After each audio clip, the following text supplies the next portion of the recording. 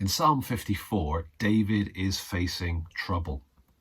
Here's the description at the top of the psalm. It references the Ziphites and their false report, or their kind of revealing of David's location.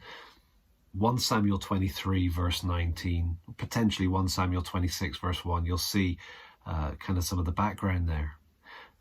But I don't want to dwell on that historical context, because Psalm 54 can become a very precious psalm to us as well. It's very simple. In the first half, he says, God, help me, I'm in trouble. And in the second half, he says, I trust you, God. Okay, so here's the kind of first half. Save me, vindicate me, hear my prayer, give ear to the words of my mouth. He explains the problem. Strangers have risen against me. Ruthless men seek my life. They do not set God before themselves. And it's very simple, very easy to read, and very easy to rush along.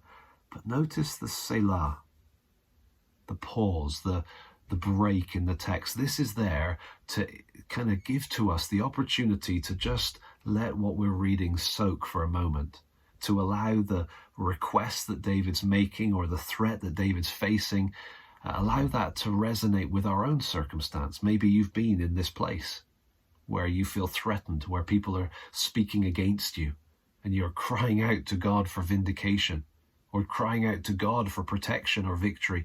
Maybe not hiding in a cave in the wilderness, but maybe issues on a local level, on a family level, maybe on a global level.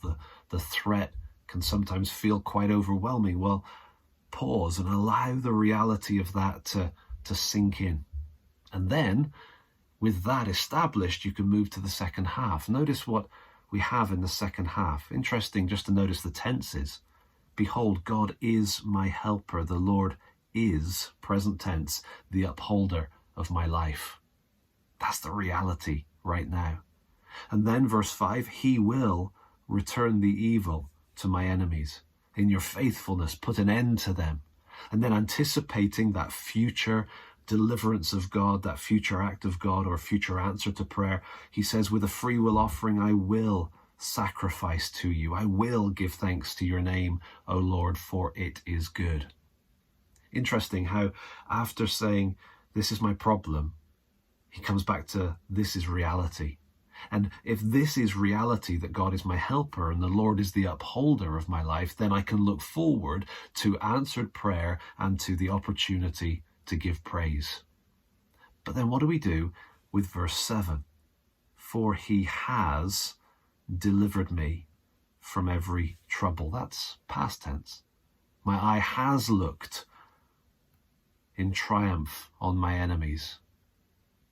There's a couple of ways we can take this, and I've just mentioned them for us to think about. The first one is just simple past. Maybe David is saying, God is my helper. He is the upholder of my life. I know that he will answer my prayers, and I know that I will praise him because I have past experience. He has delivered me. My eye has looked. So it could be simply looking back and saying, look what God has done. It gives me confidence for today. If that's what it's saying, wonderful. We can take that same point and apply it in our own lives. Look at what God has done. See how he's answered prayers for you. But it could be that David is looking forward with such certain expectation that he describes it as having already been done. That happens a few times in the Old Testament, maybe more than a few.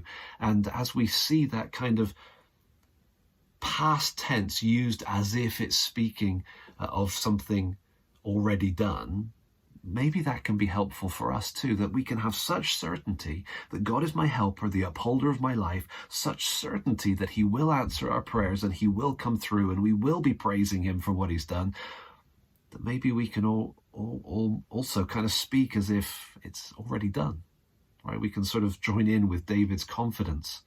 And of course, as Christians, with the New Testament, with all that we know about our future and eternity, we've got even greater certainty that every threat, every slur, every potential danger in this world, every injustice, everything that's wrong on a local level, maybe within church or family or neighborhood, those kind of things, maybe on a global scale, the one thing we know for certain is that ultimately our prayers will be answered, because ultimately we will look with hindsight from eternity and say, he has delivered me from every trouble. My eye has looked in triumph on my enemies.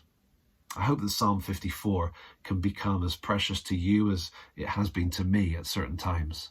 And be sure to share your highlights as you read through this psalm. Share it with others. It's a simple one, it's a short one, but it's such a powerful one. Psalm 54. Put your comments below, share highlights with others, and we'll see you next time.